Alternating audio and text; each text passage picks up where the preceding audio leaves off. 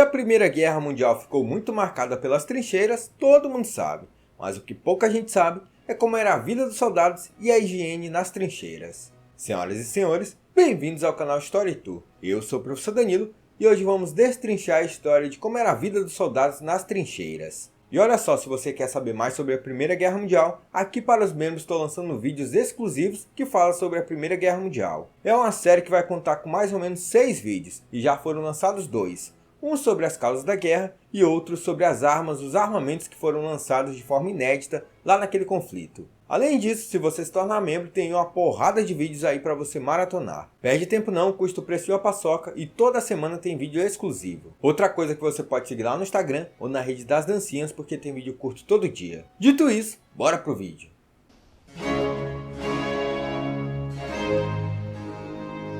A Primeira Guerra Mundial foi o conflito bélico centrado na Europa, e ela ocorreu de 28 de junho de 1914 até 11 de novembro de 1918. E essa guerra contou com o envolvimento direto de 28 países, e a gente tinha as principais potências da época, divididas em dois lados. A Entente, comandada pela Inglaterra, França e Rússia, e as potências centrais, comandada pela Alemanha, Áustria-Hungria e Império Turco-Otomano. A guerra em si modificou as condições políticas, sociais e econômicas do mundo todo. As questões médicas e de higiene durante toda a Primeira Guerra Mundial eram totalmente inadequadas. Porém, de maneira incrível, as lições foram aprendidas e foram melhoradas as condições de saneamento básico e higiene das gerações futuras. Mas, para te contar essa história, a gente tem que voltar aqui um pouquinho no tempo. Senta que lá vem a história.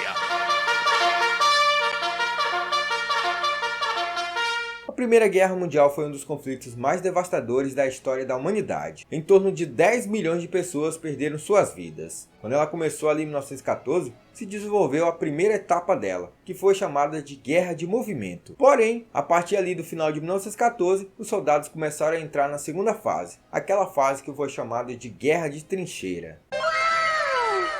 Um fato importante é que, diferentemente da Segunda Guerra Mundial, as batalhas não se davam predominantemente nas cidades, e sim nessas trincheiras. Justamente quando ela entrou nessa trincheira é que ela evoluiu para um conflito mais lento, arrastado, em que os soldados ficavam meses e meses batalhando para ganhar centímetros por centímetros de terra. E aí eles tinham que ficar naquele ambiente insalubre e ao mesmo tempo muito violento. Mas afinal, o que eram essas trincheiras? A grosso modo, elas eram buracos de mais ou menos 1,8 metros de largura por 2 metros de altura. E elas foram se estendendo por quilômetros e quilômetros de distância, formando basicamente labirintos. E nessa Primeira Guerra Mundial a gente tinha duas frentes de batalhas que eram bem fixas. Uma na frente ocidental, na fronteira da Alemanha com a França, e outra na frente oriental, onde ficava a Alemanha e Rússia batalhando. E nessas frentes, as trincheiras se alongavam por quilômetros e quilômetros. E as batalhas elas se davam da seguinte forma: a gente tinha uma trincheira de um lado, uma trincheira do outro, e elas eram separadas por metros de distância. Às vezes eram 500 metros de distância, outras 100 metros e até 50 metros.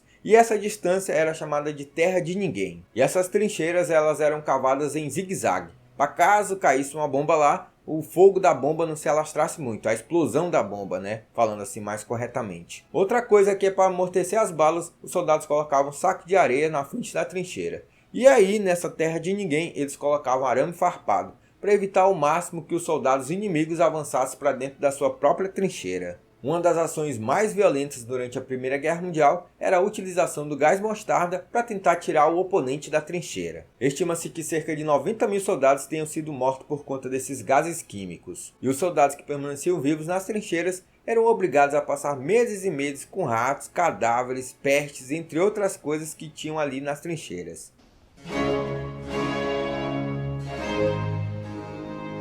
Todo ser humano tem necessidades fisiológicas básicas. Entre elas está aquela de ir ao banheiro e evacuar-se sempre que necessário, seja o número 1 ou o número 2. Porém, na guerra, meu amigo, isso viria de maneira voluntária ou não.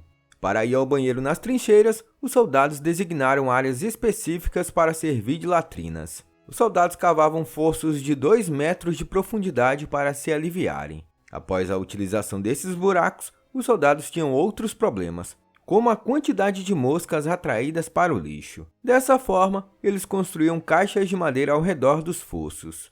O trabalho de cavar e em seguida fazer a manutenção das latrinas era tão desprezado que muitas vezes essas tarefas eram dadas aos soldados como punição. O cheiro era igualmente horrível. e as tropas lidavam com o odor tentando cobri-lo com cloreto de cal. Infelizmente, nem sempre era possível escolher a hora de ir ao banheiro, especialmente para quem sofria de diarreia devido à contaminação da água potável. O trabalho de cavar e, em seguida, fazer a manutenção das latrinas era tão desprezado que muitas vezes essas tarefas eram dadas aos soldados como punição. O cheiro era igualmente horrível, e as tropas lidavam com o odor tentando cobri-lo com cloreto de cal.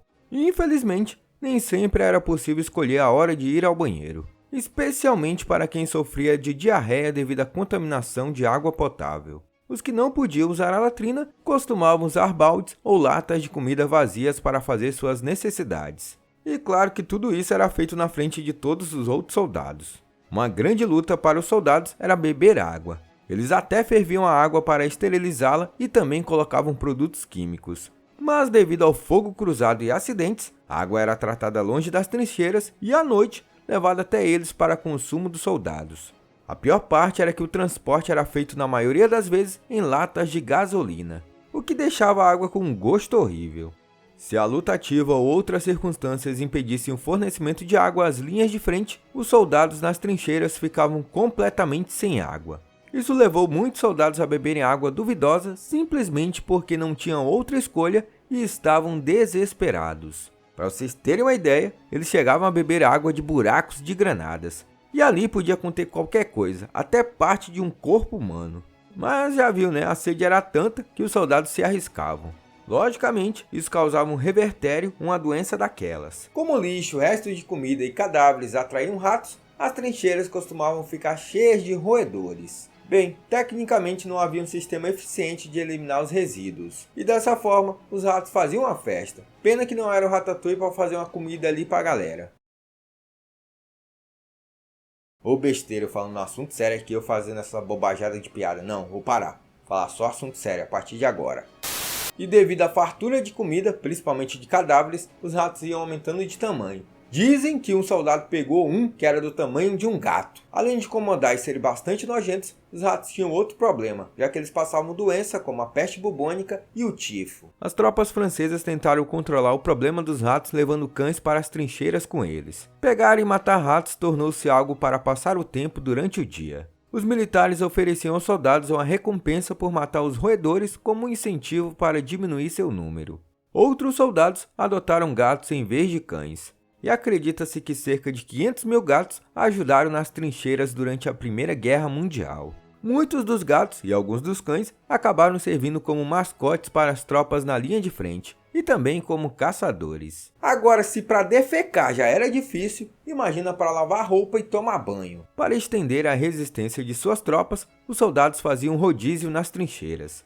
As unidades faziam instalações longe das linhas de frente que os soldados poderiam usar para despir-se, lavar suas roupas e descansar. Havia também banhos comunitários para se limpar do odor que desenvolveram enquanto estavam nas trincheiras. Isso ajudava a elevar o moral e manter muitos soldados saudáveis. Mas os soldados muitas vezes tinham que ficar nas trincheiras por vários dias sem tomar banho ou muito menos trocar de roupa.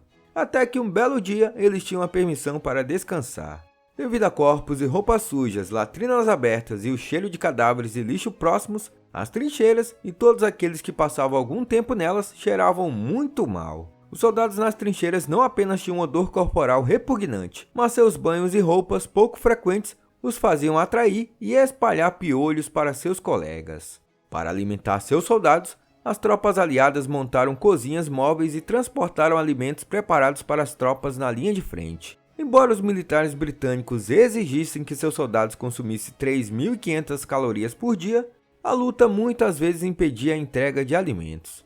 A comida que chegava às trincheiras muitas vezes não era suficiente. Os soldados britânicos recebiam regularmente rações de carne enlatada em conserva, biscoitos duros e pão feito com nabo seco quando o trigo acabava. Como a água desinfetada dos soldados, os transportes muitas vezes levavam as refeições para as linhas de frente em botijões de gás vazios. As moscas cresciam com os cadáveres abundantes e frequentemente se alimentavam da comida dos soldados. E elas ficavam ali espalhando sujeira e possivelmente doenças. As ações também podiam acabar sujas devido ao clima e às condições de transporte. Quando chovia, as trincheiras pareciam um verdadeiro rio, ou melhor, um lamaçal. Assim, os soldados tinham que caminhar pela lama, muitas vezes atolando. Como eles ficavam ali dias e dias com o pé na lama, sem circulação, sem ventilação, eles pegavam a doença que ficou conhecida como pé de trincheira.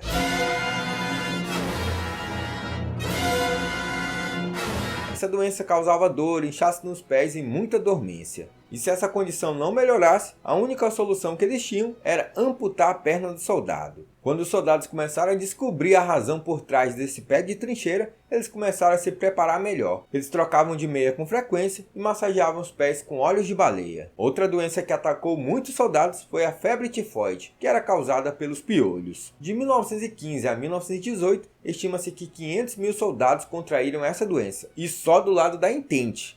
O controle das infestações de pulgas e piolhos depende da lavagem da pele, do cabelo e das roupas. Mas essa não era uma opção, já que os soldados tinham que esperar até que fossem posicionados longe das trincheiras. E quando eles estavam longe das trincheiras, os exércitos montavam centros de desinfecção para lavar e despestear itens de tecido, bem como forneciam espaços para os soldados tomarem banho e cortar o cabelo para deter as pragas. Infelizmente, os piolhos frequentemente sobreviviam ou as tropas logo eram infectadas novamente devido às más condições das trincheiras. Os soldados passavam grande parte do tempo de inatividade catando piolhos ou queimando-os com vela. E os dentes? Será que eles cuidavam? A saúde bucal era compreensivelmente ruim para aqueles que lutavam na Primeira Guerra Mundial. A maioria dos soldados não prestava atenção ao estado de seus dentes nem visitava dentistas. Muitos já tinham higiene bucal precária antes da guerra. Em 1914, muitos militares consideravam os dentistas desnecessários.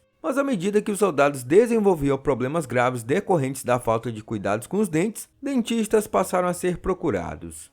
Em muitos casos, os militares passaram a rejeitar os soldados se eles apresentassem problemas de saúde bucal, uma vez que os alimentos fornecidos aos soldados nas trincheiras exigiam bons dentes para serem consumidos. Aqueles com dentes postiços também foram impedidos de servir. Mas alguns soldados espertinhos que queriam deixar o fronte aproveitaram-se desta regra. Ao longo da guerra, os soldados foram acometidos por várias doenças, como cachumba, varíola, meningite e tuberculose. Mas nenhuma foi tão terrível como a gripe espanhola. Quando a Primeira Guerra Mundial terminou em 1918, a transmissão de doenças infecciosas entre os soldados provavelmente ajudou a criar um desastre generalizado da gripe espanhola. Pensada como tendo começado em campos militares, a gripe espanhola rapidamente se espalhou pelos campos de treinamento para infectar grande parte do mundo. E acredite se quiser, resultou em mais perdas do que aqueles que lutaram na guerra em si. Então é isso, pessoal. Chegamos ao final de mais um vídeo e espero que vocês tenham gostado dessa história. Agora imagina, o cara já tinha que se preocupar com bala, bomba, gás o dia inteiro e ainda tinha essas questões aí de falta de higiene. Era uma vida de desgraça, ó. Tu é doido. Mas ainda bem que a sociedade evoluiu e hoje nós estamos na paz. Não é verdade? Mas enfim, se você quiser acrescentar algo, deixa aqui nos comentários. Se você quer fazer alguma correção, deixa aqui também. E não esquece que lá para os membros tem vídeos exclusivos sobre a Primeira Guerra Mundial. Também não esquece de deixar o joinha. Se você não for inscrito, se inscreva. Dito isso, falou!